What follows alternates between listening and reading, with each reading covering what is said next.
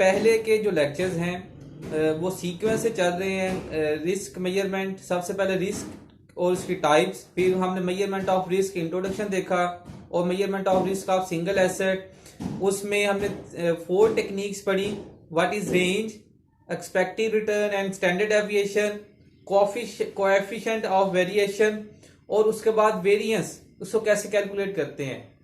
आज का जो टॉपिक है वो इससे रिलेटेड है, how can we measure the risk of a portfolio. Single asset का जो कहते हैं कि मेजरमेंट है, एक ही एसेट में अगर इन्वेस्टमेंट की हो तो हमने उसको मेजर कर लिया। आज का जो टॉपिक है measurement of risk of portfolio, पहले इसका कॉन्सेप्ट देखेंगे और फिर उसको इसके साथ हम न्यूमेरिकल भी अटैच करेंगे ताकि हमारी अंडरस्टैंडिंग मजीद क्लियर हो जाए। तो सबसे पहले पोर्टफोलियो, हमें पता है कि एक से ज्यादा सिक्योरिटीज में इन्वेस्ट करना या एक से ज्यादा कंपनीज में इन्वेस्ट करना। If investor invest in different companies or securities, different securities में या डिफरेंट कंपनीज में, नॉर्मली डिफरेंट कंपनीज में इन्वेस्ट किया जाता है तो एक पोर्टफोलियो बन जाता है। फॉर एग्जांपल, अगर 10 लाख है आपके पास तो उसको डाइवर्सिफाई कर दिया जाता है, company A, company B, company C and company D, 4 companies में डाइवर्सिफाई कर दिया। अब कैसे डाइवर्सिफाई करना है? इक्वली डाइवर्सिफाई कर सकते हैं, किसी में ज्यादा कर सकते हैं, किसी में कम कर सकते हैं। ये डिपेंड करता है एनालिसिस पे, फंडामेंटल एनालिसिस पे और टेक्निकल एनालिसिस पे। ये जो स्ट्रेटेजी बनती है कैसे इन्वेस्ट करना चाहिए, ये भी आने वाले चैप्टर्स में हमने पढ़ना है कि ये जो परसेंटेज दी गई होती है कि इतने परसेंट इसमें इन्वेस्ट करें, इतने परसेंट इसमें इन्वेस्ट करें, ये कैसे प्रेडिक्ट किया जाता है। ये पोर्टफोलियो मैनेजर कैसे बता देता है कि इसमें इतने परसेंट इन्वेस्ट करोगे तो आपके लिए सेफ रहेगा। इसको भी हमने आने वाले लेक्चर में देखना है। लेकिन अभी चूंकि मेजरमेंट पे हम हैं तो देखें, पहले था रिस्क समझना, उसकी टाइप्स को समझा, फिर हमने सिंगल एसेट में इन्वेस्ट करना है तो कैसे रिस्क को मेजर करेंगे, अब पोर्टफोलियो का रिस्क मेजर करेंगे, फिर इसके आगे टेक्निक आएंगी, इसको मैनेज कैसे करना है। रिस्क मेजर तो कर लिया, अब कंट्रोल कैसे करना है। फिर उसके बाद एक अगला स्टेप आएगा कि जो परसेंटेज इन्वेस्टमेंट स्ट्रेटजी है ये किस बेस पे बनती है, फंडामेंटल एनालिसिस क्या है, टेक्निकल एनालिसिस क्या है। तो ये आने वाले मजीद लेक्चर्स में ये चीजें क्लियर हो जाएंगी। अब ये पोर्टफोलियो बन गया तो अब कहते हैं कि जो सिंपल था उसे हम क्या कहते थे, आर बार। जो कहते हैं कि एक हमने सिक्योरिटी में इन्वेस्ट किया है तो क्योंकि ये पोर्टफोलियो का है इसे हम शो करेंगे पी से। P mean portfolio, are bar P का मतलब है पोर्टफोलियो और ये वही एक्सपेक्टेड रिटर्न। अब इसका फार्मूला, क्योंकि हमने एक से ज्यादा कंपनीज में इन्वेस्ट करना है ना, तो इसमें आर आई की जगह क्या आएगा, पहले आर पी फाइंड करेंगे, फिर are bar P. R P कैसे आएगा कि इंडिविजुअल, जैसे कंपनी ए है, इसमें रिटर्न क्या मिला और इसको मल्टीप्लाई करेंगे वेटेज से कि इतने, इस कंपनी में कितने परसेंट इन्वेस्ट किया गया, weightage 1 plus R2 multiply by weightage 2, ये दूसरी कंपनी सेकंड 1, और इसी तरह आगे R3 मल्टीप्लाई बाय वेटेज 3, ये 3 कंपनीज, और इसी तरह plus R4 multiply by weightage of 4 company. अब वेटेज 4 है ना तो हम 25% रख लेते हैं। सपोज हम करते हैं कि इक्वली इन्वेस्ट किया तो इधर वेटेज क्या आ जाएगा, 25 25 25 25। और आरपी फाइंड करने के बाद इसका जो कहते हैं कि एक्सपेक्टेड रिटर्न का फॉर्मूला होगा, उसे हम लिखेंगे आरपी बार, या इधर एक्सपेक्टेड रिटर्न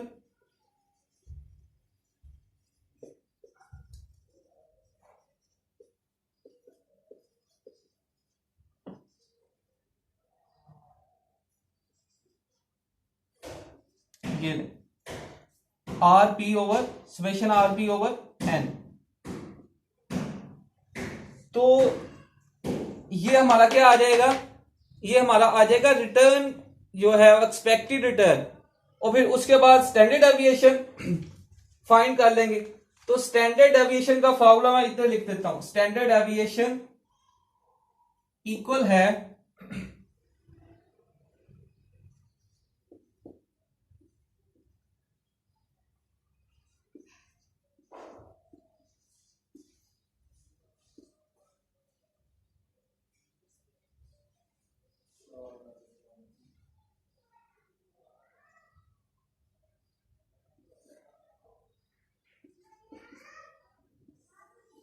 ये नहीं, ये है हमारा स्टैंडर्ड डेविएशन का फॉर्मूला। अब स्टैंडर्ड डेविएशन का फॉर्मूला भी हो गया, और coefficient of variation, coefficient of variation इसका फॉर्मूला हमें ऑलरेडी पता है, standard deviation over are P बार। इधर भी पी लगा लें, इधर भी पी लगा लें। पी क्यों लगा रहे हैं, ताकि ये चीज क्लियर हो जाए कि ये जो रिटर्न है, स्टैंडर्ड डेविएशन है, कोफिशिएंट ऑफ वेरिएशन है, ये किससे रिलेट करता है जी, ये पोर्टफोलियो से लिंक कर रहा है। अब आए इसको सॉल्व करते हैं। ये तो कंसेप्ट था, जस्ट एक न्यूमेरिकल लेते हैं, उसे सॉल्व करते हैं, ये कॉन्सेप्ट मजीद क्लियर हो जाएगा। अब मैं इसे रेज करने लगा, ये फॉर्मूले यूज कर लेते हैं।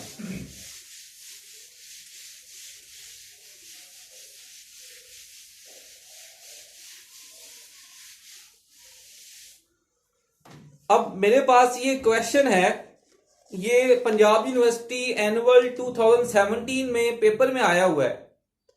जिनके पास ये पेपर नहीं है तो फर्स्ट कमेंट में इस पूरे क्वेश्चंस को मैं लिख दूंगा एज इट इज। तो आपने क्या करना है, वीडियो देखने से पहले जिनके पास ये क्वेश्चन नहीं है वो फर्स्ट कमेंट में इस क्वेश्चन को नोट कर ले कि ये क्वेश्चन क्या था, और फिर जैसे जैसे मैं पढ़ के लिख रहा हूं आप उसको देख लें, ताकि अंडरस्टैंडिंग आपकी अच्छी हो जाए। क्वेश्चन नंबर 4 है एनुअल 2014। क्वेश्चन स्टार्ट होता है जी, following is the information about historical returns of 3 assets. 3 assets हैं, हिस्टोरिकल रिटर्न उनके दिए गए हैं और ईयर भी दिया हुआ है। हम इधर से लिख लेते हैं ईयर। ईयर है जी 2014, 2015, 2016। उसके बाद हिस्टोरिकल रिटर्न फर्स्ट है जी यूनिलीवर पार्क।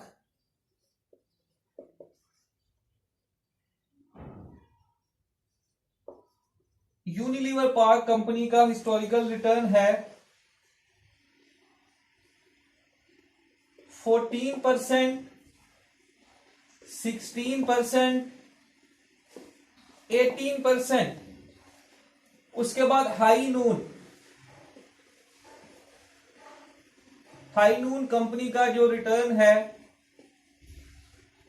18%, 16%, 14%। उसके बाद टी बिल्स, ट्रेजरी बिल्स में भी इन्वेस्ट किया हुआ है, तो टी बिल्स में रिस्क नहीं होता, तो सेम रिटर्न रहता है इसका 7%। ये इंफॉर्मेशन दी गई है क्वेश्चन में। उसके बाद पढ़े तो कहता है जी इन्वेस्टमेंट स्ट्रेटेजी। ए है investing equally in each asset of a portfolio of 2 assets. आपने इक्वली इन्वेस्ट करना है, जो भी पोर्टफोलियो बनाना है। 3 एसेट्स हैं आपके पास, 3 सिक्योरिटीज हैं, आपने इक्वली इन्वेस्ट करना है, मतलब 50%, 50%। अब इसमें एक चीज क्लियर कर लें, इसमें तो उसने बता दिया कि आपने इक्वल इन्वेस्टमेंट करनी है, लेकिन अगर आपको बिलफर्ज ना बताया गया हो कि वेटेज क्या है, कितने परसेंट इन्वेस्ट करना है, तो फिर इक्वल इन्वेस्ट करते हैं। अगर ना बताया गया होता तो हमने इक्वल वेट्स दे देने थे, लेकिन उसने बता दिया। बाद क्वेश्चन में 60-40 होगा, बाद में 40 कहते हैं कि 30-70 होगा। तो ये डिपेंड करता है मैनेजर की, पोर्टफोलियो मैनेजर जो है उसकी चॉइस, उसकी एक्सपर्टीज, उसका नॉलेज, उसका एक्सपीरियंस क्या है, वो कैसे चीजों को देख रहे हैं आने वाले रिटर्न्स को। सेकंड है जी portfolio 1 Unilever park and high noon. Second portfolio है Unilever park and T bills. पहले कहता है जी Unilever park and high Noon.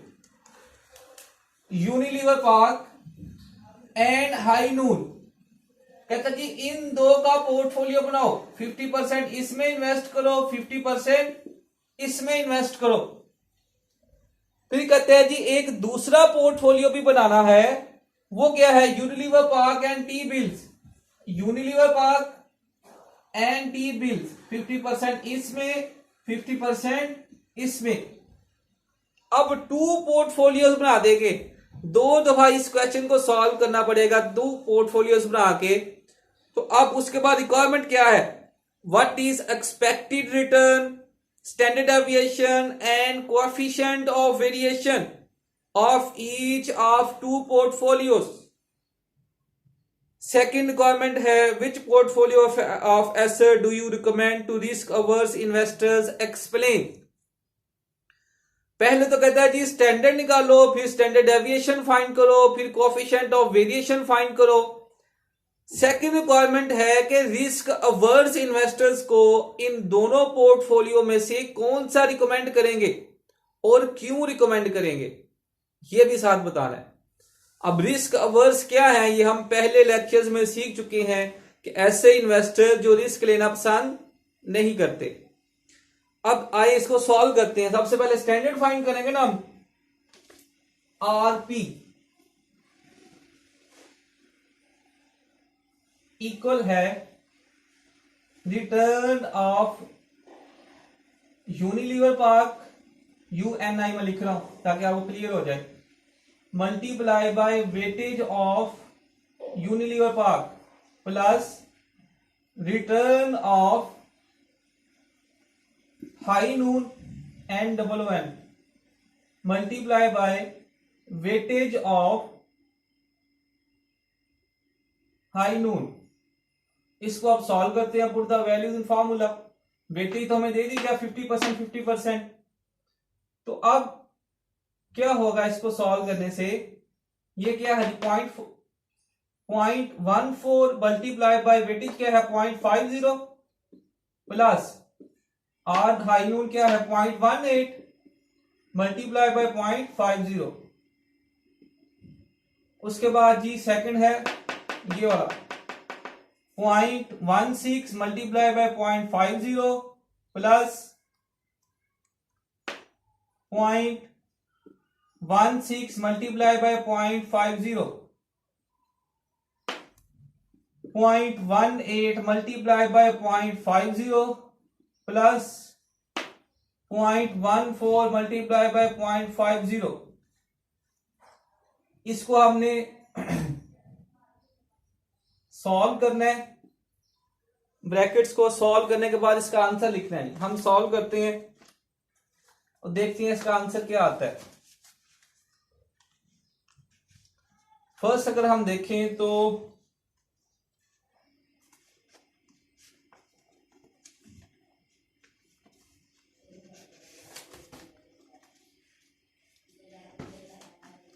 First इसको हम देखें तो 0.14 मल्टीप्लाई बाय 0.50 ये है 0.07 प्लस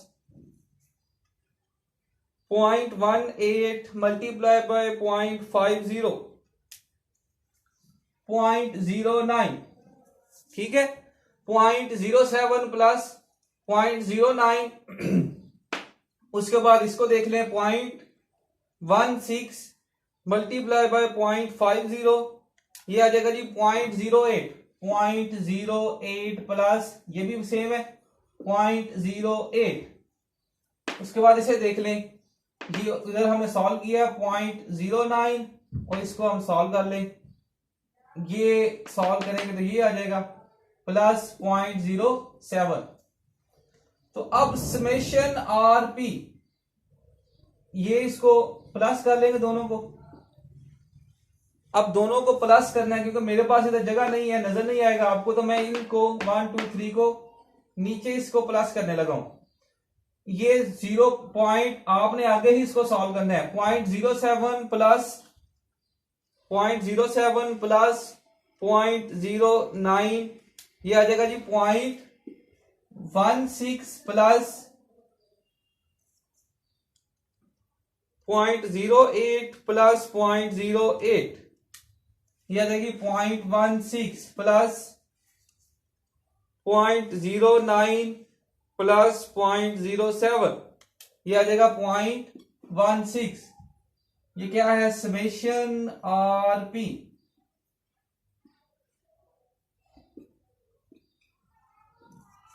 .16 प्लस 0.16 प्लस 0.16 ये आ जाएगा जी 0.48। अब एक्सपेक्टेड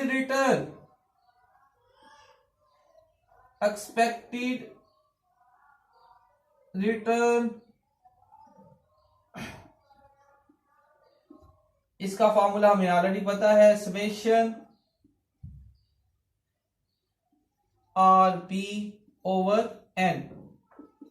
अब समेशन आरपी क्या है हमारे पास? 0.48, एन क्या है?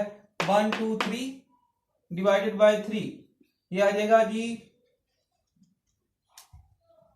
0.16 और 16%।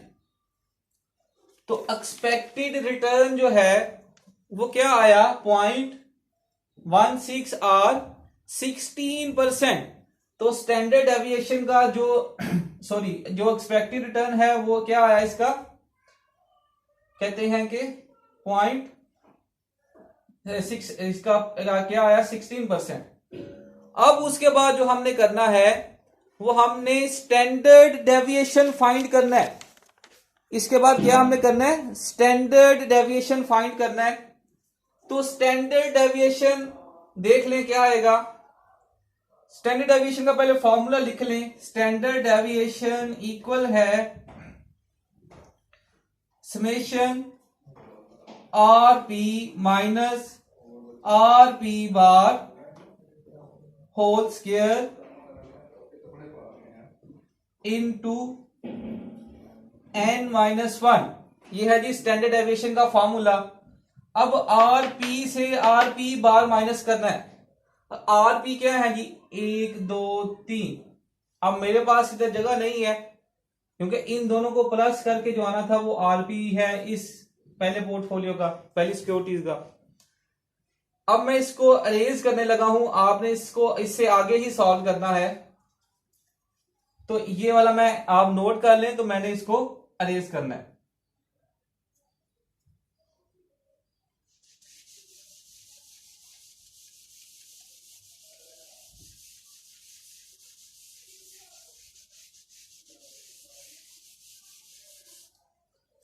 स्टैंडर्ड डेविएशन का formula RP minus RP bar whole square. अब आरपी क्या है पहले का? 0.16 0.16 0.16 ये तीनों आ गए ना जो हमने कैलकुलेट किए थे, मल्टीप्लाई किए, पार्टली कहते हैं हम, कैलकुलेट किए प्लस किया। अब उसके बाद माइनस इसमें क्या करना है? ये वाला 0.16 0.16 0.16 इसकी पावर ले लें 0 0 0 0 क्यों आएगा? 0.16 में से 0.16 माइनस करें तो इसका पावर ले लें तो आंसर फिर भी 0 आना है। तो इधर अगर हम देख लें 0 3 माइनस 1 तो आंसर 0 ही आएगा। मतलब इसका स्टैंडर्ड डेविएशन 0 है, रिस्क 0 है। कोएफिशिएंट ऑफ वेरिएशन अगर हम देख लें तो स्टैंडर्ड डेविएशन ओवर आरपी बार, स्टैंडर्ड डेविएशन 0 है और ये है 0.16, इसका आंसर भी 0। मतलब अगर हम यूनिलीवर पार्क और हाई नून का पोर्टफोलियो बनाएं तो यूनिलीवर पार्क और कहते हैं हाई नून का पोर्टफोलियो रिटर्न हमें क्या देगा 16%, जबकि इसका स्टैंडर्ड एविएशन और कोफिशिएंट ऑफ वेरिएशन क्या है 0, मतलब रिस्क इसमें 0 है। अब हम दूसरे की तरफ जाते हैं, यूनिलीवर पार्क और टी बिल्स की तरफ चलते हैं। अब यूनिलीवर पार्क और टी बिल्स को हम सॉल्व करते हैं।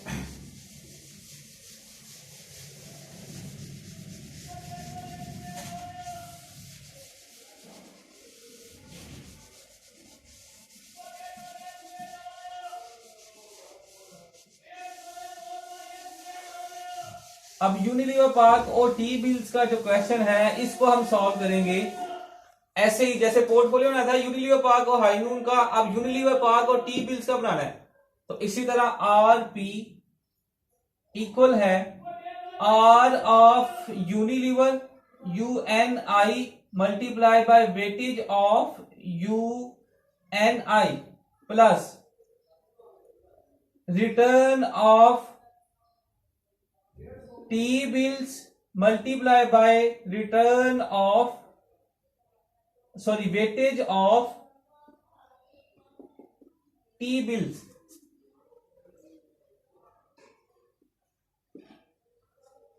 अब रिटर्न पहले लिख लें 0.14, वेटेज क्या है 0.50, 0.16 वेटेज क्या है 0.50, 0.18 वेटेज क्या है 0.50 प्लस रिटर्न देख रहे हैं ट्रेजरी बिल का 0.07, 0.07, 0.07 वेटेज क्या है जिसका 0.50, 0.50, 0.50। अब इन दोनों को मल्टीप्लाई कहते हैं कि इसके आंसर वैसे ही निकालेंगे और फिर उसके बाद हमने आरपी फाइंड कर लेना है। अब देख लेते हैं जी पॉइंट, इसको मैं रख देता हूं साइड पे, कैलकुलेशन में प्रॉब्लम आ रही है। तो पहले अगर हम देखें 0.14 मल्टीप्लाई बाय 0.50 ये आ गया 0.07, 0.07। अब आपको नजर भी आ रहा है कि नहीं, इधर नीचे लिख लेते हैं। ये पहले वाला जो है इसको आपने आगे लिखना है, इसको मल्टीप्लाई किया 0.4 तो ये आ जाएगा 0.07 प्लस ये क्या है 0.07 मल्टीप्लाई बाय 0.50 ये आ जाएगा 0.035। उसके बाद ये सेकंड वाला इधर आ जाएगा, इन दोनों को कर लें 0.16 मल्टीप्लाई बाय 0.50 0.08 प्लस ये वाला वही आ जाएगा 0.035। और थर्ड में देख लें ये 0.18 मल्टीप्लाई करें 0.50 से ये आ जाएगा जी 0.09 और ये वैसे ही आ जाएगा 0.035। अब इसे हम देख लें 0.07 प्लस 0.035 ये आ गया जी 0.105। उसके बाद 0.08 प्लस 0.035 ये आ जाएगा 0.115 और ये थर्ड वाला 0.09 प्लस 0.035 ये आ जाएगा 0.125। तीनों को जमा कर लेंगे, समेशन आर भी आ जाएगा, ये जो इधर पुट करना है तीनों को जमा कर लें जी।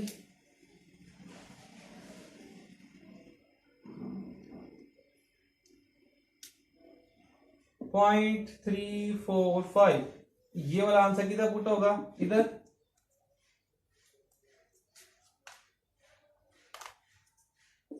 0.345 0.345, एन क्या है 3, 1 2 3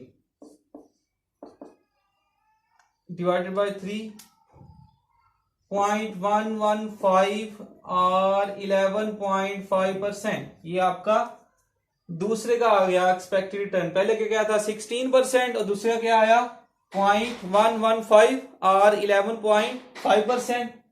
अब उसी तरह ये वाला फॉर्मूला पुट करेंगे स्टैंडर्ड डेविएशन निकालने के लिए। आपने फिर इससे आगे करना है, जो पेज होगा मेरे पास स्पेस कम है, मैं इस वजह से इसको अरेज करने का मतलब मजबूरी है मेरी इसको अरेज करना, तो आपने इसको सॉल्व करना है आगे। तो स्टैंडर्ड डेविएशन का फॉर्मूला लिख लेंगे जी, R P minus R P bar whole square. इसमें R P return of portfolio क्या है 0.105, आर पी बार क्या है ये 105, ये वाला आर पी बार क्या है हमारे पास 0.115 होल स्क्वायर। उसके बाद ये वाला सेकंड 0.115 और माइनस क्या करेंगे 0.115 होल स्क्वायर। उसके बाद थर्ड है ये 0.125 माइनस क्या करेंगे ये 0.115 होल स्क्वायर।